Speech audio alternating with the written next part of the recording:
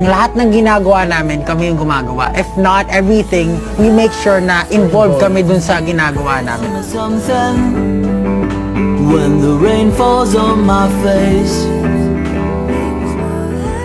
Gusto ko talaga mag-create ng song na talaga namang makakapag-open ng eyes ng mga tao. As a singer, as a musician, I feel like it's my duty to yung share kung ano man yung nalalaman ko para ngayon sa ganun, sundin ng ibang tao din. Tell me something when I'm feeling tired and afraid.